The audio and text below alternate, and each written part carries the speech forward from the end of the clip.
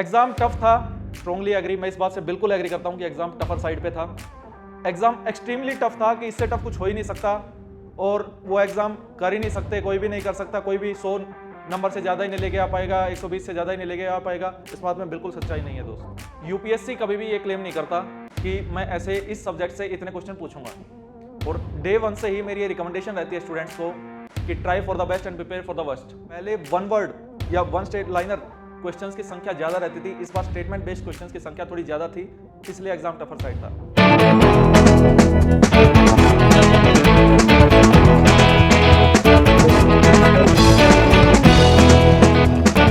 जय Hind everyone, welcome back to AVKS academy. मैं नवीन शोकंद एक बार फिर से स्वागत करता हूं एवीकेएस के इस प्लेटफॉर्म पे। इस वीडियो में हम बात करेंगे कि 4 अगस्त को जो एग्जाम हुआ है उसकी क्या कट ऑफ रह सकती है, और एक प्रॉपर डेटा को एनालाइज करने के बाद ये कट ऑफ प्रेडिक्शन हमारे द्वारा की जा रही है। मोर देन 2000 स्टूडेंट्स का डेटा हमने एनालाइज किया है। 2018, 19, 20, 21, 22, 23 प्रीवियस सारी कट ऑफ्स के ट्रेंड को एनालाइज करने के बाद, नंबर ऑफ वैकेंसीज और सारे अदर फैक्टर्स को एनालाइज करने के बाद आज की कट ऑफ हम प्रेडिक्ट करेंगे। इसके अलावा बहुत सारे स्टूडेंट्स को ये डाउट है कि एग्जाम कहाँ से आ गया, कि एग्जाम बहुत ज़्यादा टफ था, चीज़ें आउट ऑफ द ब्लू थी, पैटर्न में चेंज था। इस बारे में ये सारे जो इंपॉर्टेंट डाउट्स हैं इनके बारे में बात करेंगे, और एक लॉजिकल रीजनिंग से आपसे बात करूंगा मैं, और आप एग्री भी करेंगे उस बात से। दूसरा सबसे इंपॉर्टेंट बात क्या है? सबसे इंपॉर्टेंट बात यह है कि आप लोगों ने मेहनत की है, और I want to appreciate you कि आपने बहुत मेहनत की है। हो सकता है कुछ स्टूडेंट्स की जो मेहनत का रिजल्ट है वो उनसे मीट हो रहा हो, और हो सकता है कि उन्होंने जितनी मेहनत की शायद उनकी एक्सपेक्टेशन कुछ और थी और रिजल्ट कुछ और आ रहा है। वो वीडियो के लास्ट में बात करेंगे कि अगर आपका ये कट ऑफ पार हो रही है तो आपको क्या करना चाहिए, ये लास्ट अटेम्प्ट था तो क्या और सजेशंस, क्या हेल्पिंग हैंड मैं प्रोवाइड करवा सकता हूँ, हमारी टीम आपको प्रोवाइड करवा सकती है। किसी को 2025 के लिए तैयार करना है, नहीं करना है, या किसी और एग्जाम के लिए तैयार करना चाहिए, तो इन सारी चीज़ों के बारे में डिटेल में डिस्कस करेंगे। और फिर से थैंक्स करना चाहूँगा कि आपने पेशेंस बनाए रखे, इस वीडियो को आने का इंतजार किया, क्योंकि ऐसा नहीं है कि एग्जाम हुआ और कट ऑफ की वीडियो डाल दी। एक प्रॉपर डेटा एनालाइज करने के बाद ही कट ऑफ प्रेडिक्शन करनी चाहिए। अगर आपको सही मायने में डेटा की एनालिसिस करके कट ऑफ प्रेडिक्ट करनी है तो हाई चांस है कि वो नियर बाई आएगी।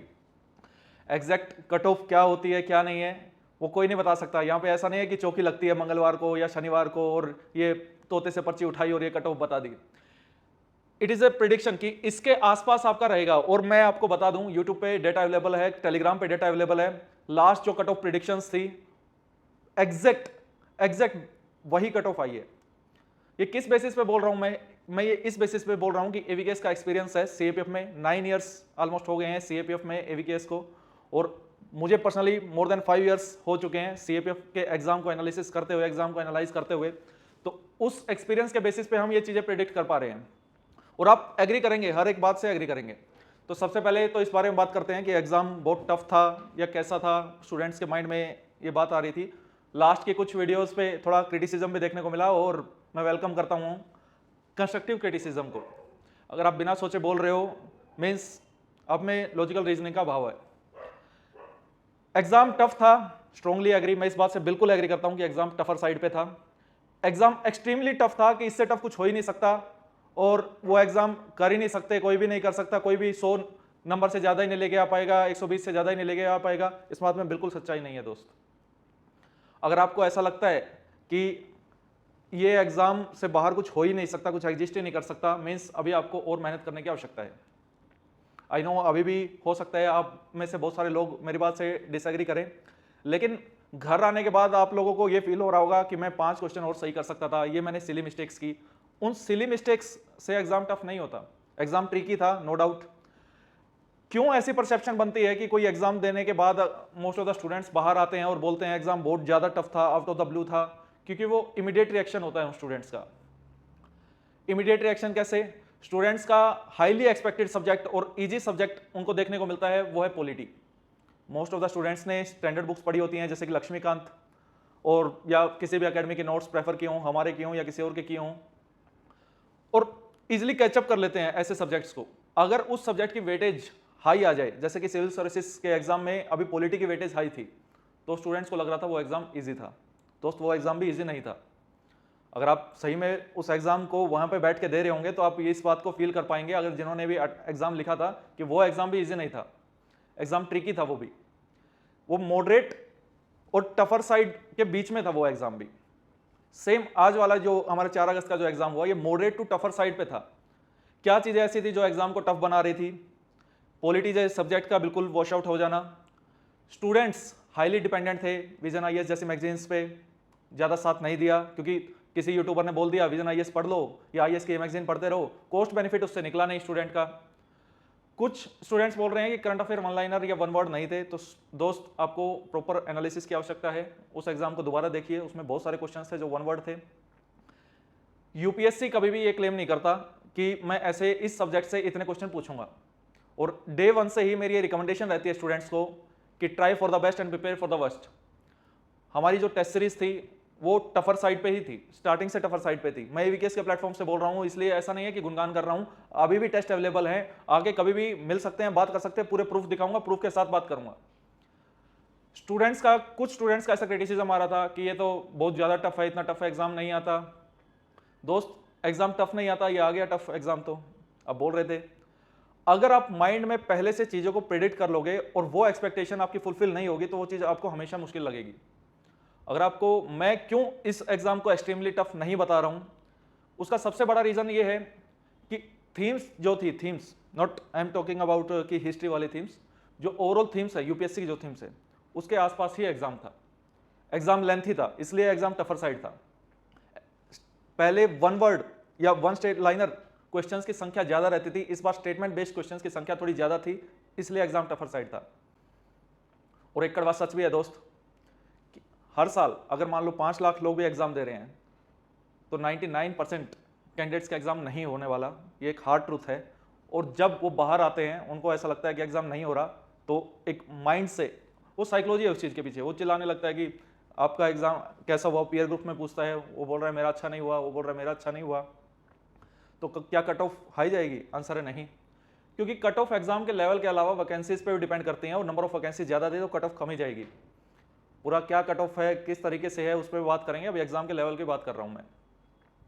इकोनॉमी जैसे सब्जेक्ट को स्टूडेंट्स नेगलेक्ट करके जाते हैं, मैं माइक्रो इकोनॉमी बस ऊपर से देख गए, सॉरी मैक्रो इकोनॉमिक्स की एनसीईआरटी की चीजें देख गए, और वो सोचते हैं कि उससे क्वेश्चन हो जाएगा, ठीक है, इक्का दुक्का क्वेश्चन हो जाएगा।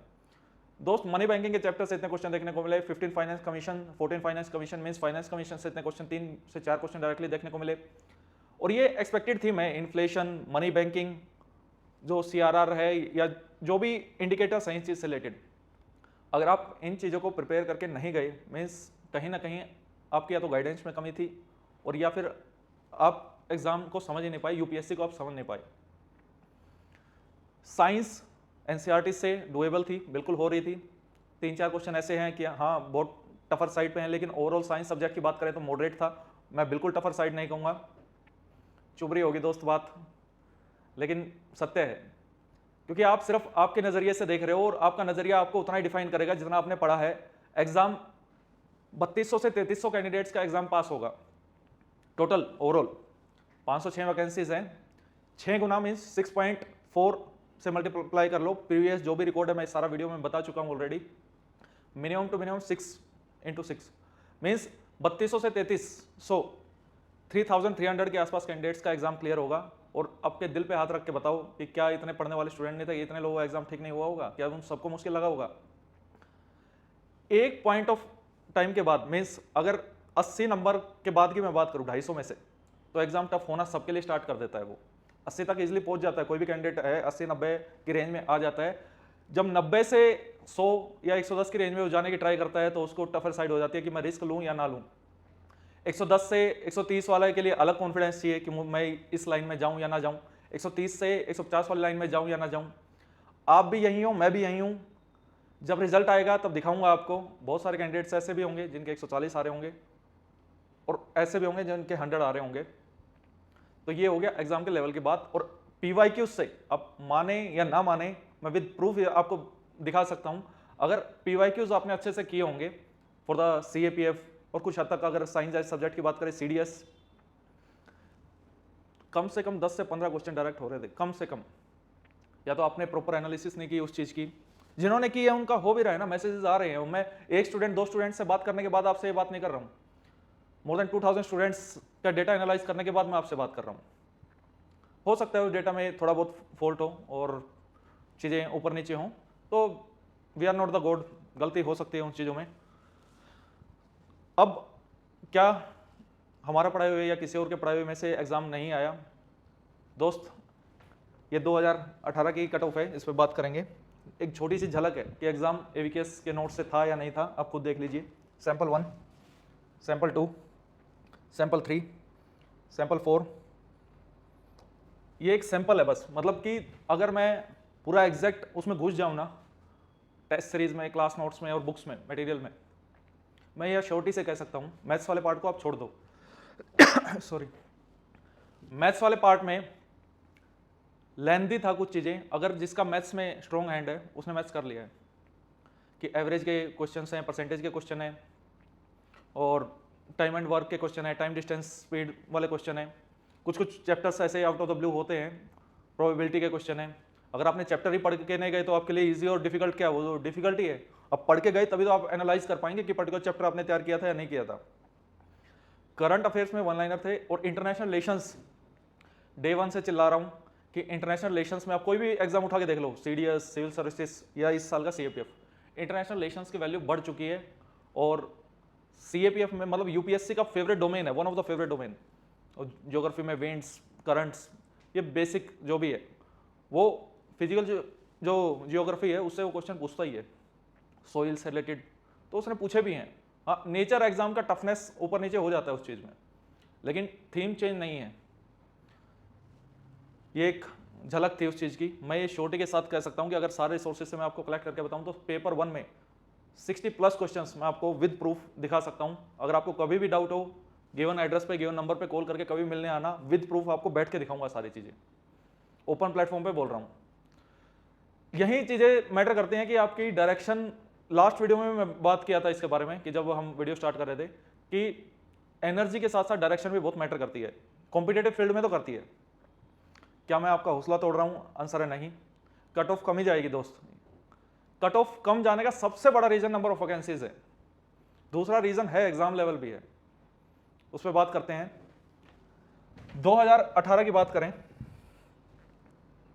हाँ 2018 की अगर बात करें, नंबर ऑफ वैकेंसीज थे 466। एग्जाम लेवल की बात करें तो paper 2 out of the blue था, थोड़ा अनएक्सपेक्टेड था। फ्रेजल वर्ब्स इंट्रोड्यूस की गई थी सीएपीएफ के पेपर में, उससे पहले नहीं आती थी फ्रेजल वर्ब्स। नाउन वगैरह से रिलेटेड, प्रोनाउन, इन जैसे चैप्टर्स की वेटेज रहती थी पेपर 2 में। पेपर 2 की बात कर ही लेते हैं जब पेपर 1 की बात की है। तो पेपर 2 में डायरेक्ट टॉपिक्स आपको ऑलमोस्ट किसी पर्टिकुलर बुक से नहीं मिलेंगे, कहीं से नहीं मिलेंगे, चाहे वो हमारा है, चाहे वो किसी और का इक्का दुक्का मिल गया तो अलग बात है। और स्पेशली जो स्टूडेंट्स विजन आईएएस या किसी आईएएस मैगजीन्स में घुसे हुए थे, और मैंने इतनी बार बोला कि कॉस्ट बेनिफिट नहीं है, वहाँ भी नहीं मिला।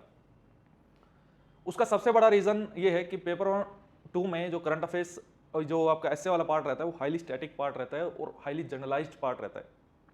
लेकिन no one is complaining about the paper 2। क्यों नहीं कर रहा? क्योंकि ग्रामर में कुछ आउट ऑफ द ब्लू नहीं देखने को मिला। जिसने टेस्ट सीरीज लगाई आराम से ग्रामर कर ली उसने, जिसने ग्रामर कहीं से भी प्रिपेयर की हो या सेल्फ स्टडी से की हो उसने आराम से ग्रामर कर ली। दूसरा, paper 2 is all about the answer writing skills. अगर किसी स्टूडेंट ने 100 टॉपिक्स, 120 टॉपिक्स या 150 टॉपिक्स कर लिए, प्रिपेयर कर लिए, चाहे वो कुछ भी टॉपिक है, तो उसके अंदर आंसर राइटिंग स्किल्स डेवलप होनी स्टार्ट हो जाती है। और अगर वो उसने किसी गाइडेंस में कर लिए तो वो उसमें एक्सपर्ट हो जाता है कि आपको कोई भी टॉपिक आ जाए और आप उसको लिख लो। और यही एक रियल पर्पस रहता है टेस्ट सीरीज का। टेस्ट सीरीज का भी पेपर 1 हो चाहे पेपर 2 हो, कभी भी ये रियल पर्पस नहीं होता कि exact question as it is देखो पेपर में आ गया। वो होता है कि आपकी मेंटेलिटी को डेवलप करना, आपकी लॉजिकल रीजनिंग को डेवलप करना, आपके गेस वर्क को बढ़ावा देना, पेपर 2 में आंसर राइटिंग स्किल्स को डेवलप करना कि चीजें मैनेजेबल हो जाएंगी। और आप अपने आप से पूछिए दोस्त, मोस्ट ऑफ द स्टूडेंट्स ने पेपर 2 आराम से लिख लिया, जबकि टॉपिक अनएक्सपेक्टेड थे। पॉइंट्स बहुतों ने वैलिड लिखे होंगे, बहुतों ने ऊपर की बात की होगी। तो इस वीडियो में पेपर 1 की कट ऑफ के साथ साथ पेपर 2 की कट ऑफ और पूरी टोटल कट ऑफ पे भी बात करूंगा। नंबर ऑफ वैकेंसीज 466, पेपर 1 की cut of 95 for the general category, combined cut off 166, total cut off 282। उस साल का अगर आपने तो शायद नहीं देखा होगा, अगर कभी टाइम लगे तो देखना। मैथमेटिक्स या रीजनिंग वाला जो पार्ट है वो बहुत टफ आया था 2018 का पेपर। बाकी जो चीज़ें थी वो नॉर्मल लेवल पे ही थी। पॉलिटी ऑफ कोर्स थोड़ी सी कमी थी, 2019 में पॉलिटी कम आई थी। और 19 की अगर मैं बात करूं तो अभी आई होप आप लोगों ने ये मार्क कर लिया कि कट ऑफ क्या है 2018 में। नंबर ऑफ वैकेंसीज 466, पेपर 1 की 95, पेपर 1 प्लस पेपर 2 की 166 और टोटल 282, मतलब 282 पे सब सिमट गया। यहाँ पे एक झोल ये है कि 2020 से पहले इंटरव्यू में मार्किंग बहुत टाइट होती थी, पेपर 2 में मार्किंग 2018 में थोड़ी सी लूज हुई थी। ऑफ कोर्स पेपर 1 की मार्किंग आपके हाथ में है and this is also my duty to inform you, जो स्टूडेंट्स 2025 के लिए प्रिपेयर कर रहे हैं। Foundation batch AVKS academy launch कर रही है दिल्ली में 21 अगस्त से।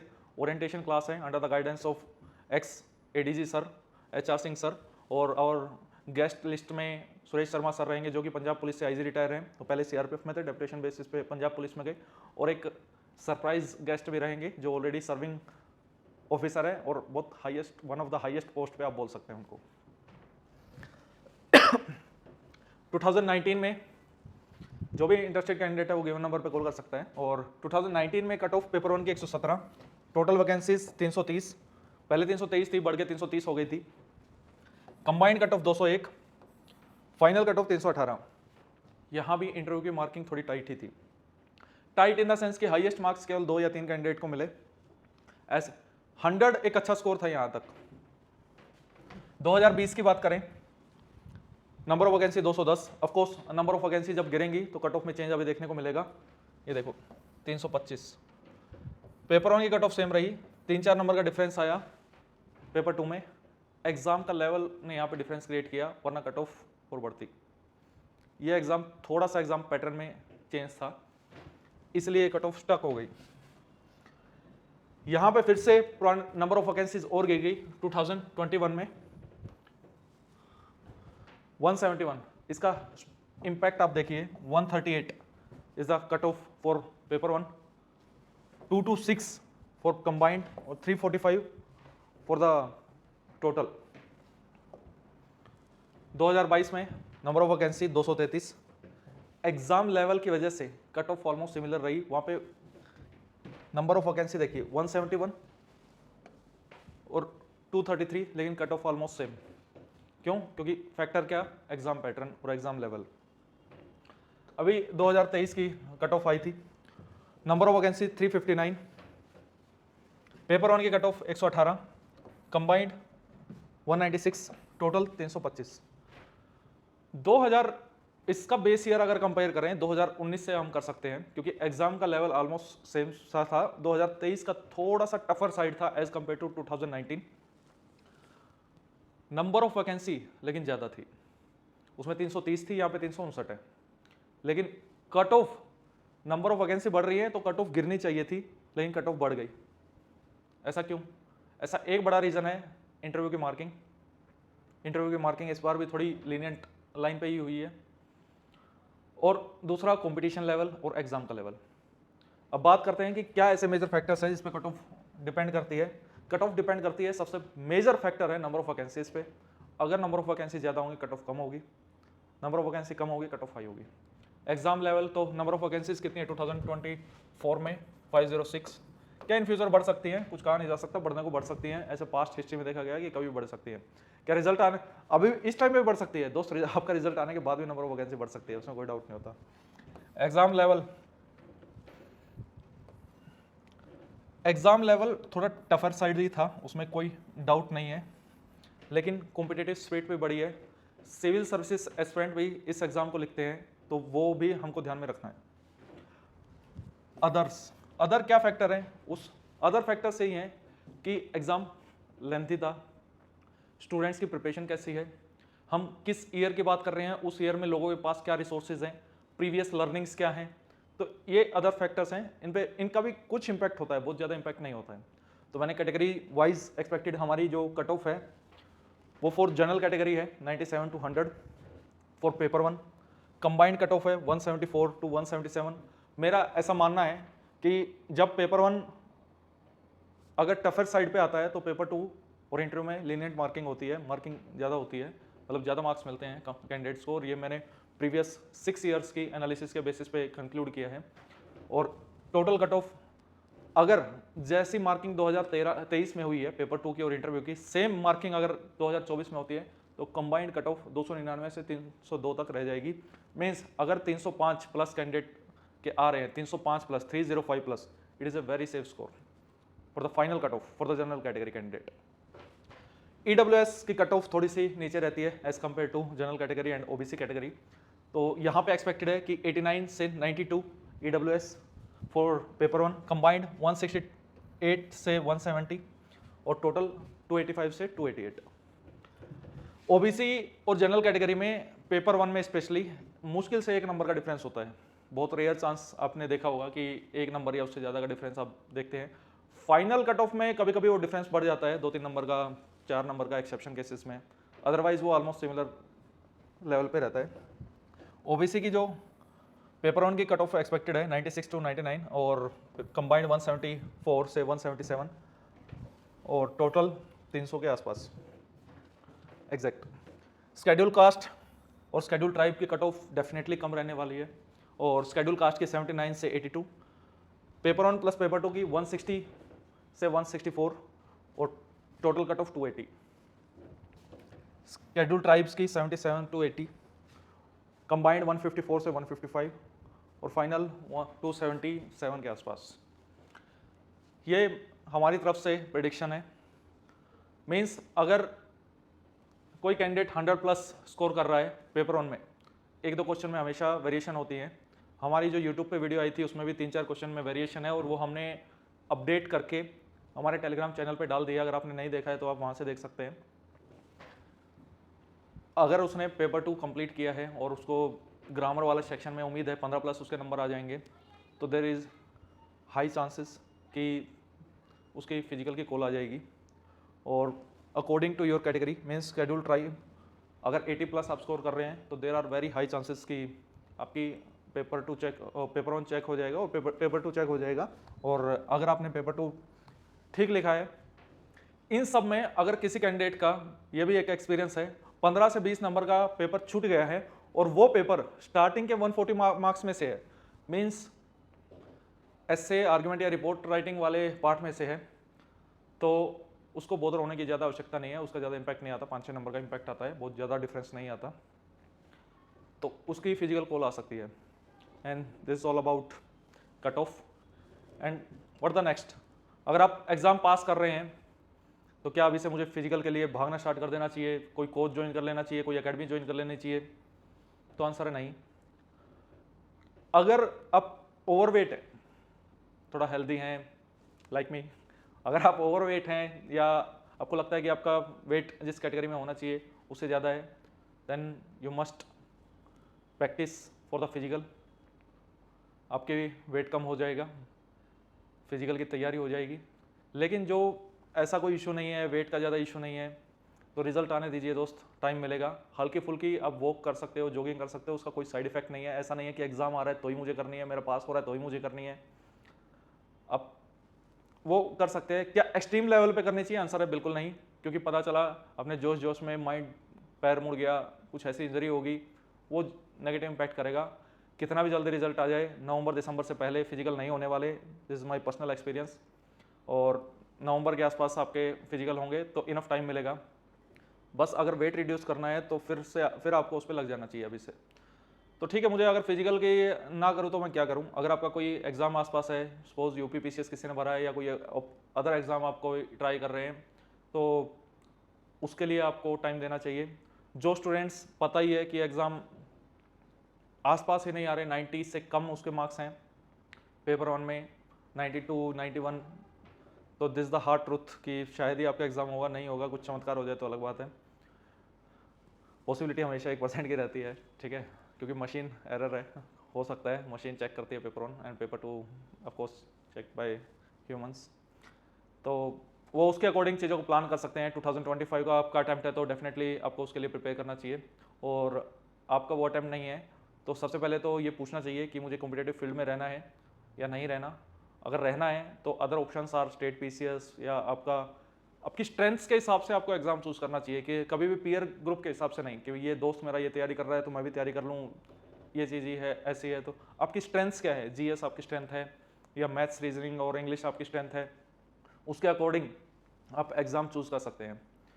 उस सभी में अगर आपको कभी भी ऐसा लगता है कि मैं कुछ कंट्रीब्यूट कर सकता हूँ, मैं कुछ हेल्प कर सकता हूँ, तो गिवन नंबर पे आप कॉल करके मुझसे बात कर सकते हैं। मैं दिल्ली में अवेलेबल हूँ, आप एवीकेएस के सेंटर पे आके आप मुझसे मिल सकते हैं। उन सब चीज़ों का कभी कोई पैसा नहीं होता दोस्त, गाइडेंस आपको प्रोवाइड करवा के, मेंटरशिप आपको प्रोवाइड करवा के वो खुशी है, वो सेटिस्फैक्शन है, वो मुझे मिलती है। चाहे आप किसी भी एग्जाम की प्रिपरेशन करो, उसमें मैं कंट्रीब्यूट कर सकता हूँ, इतनी कैपेबिलिटी मैं रखता हूँ।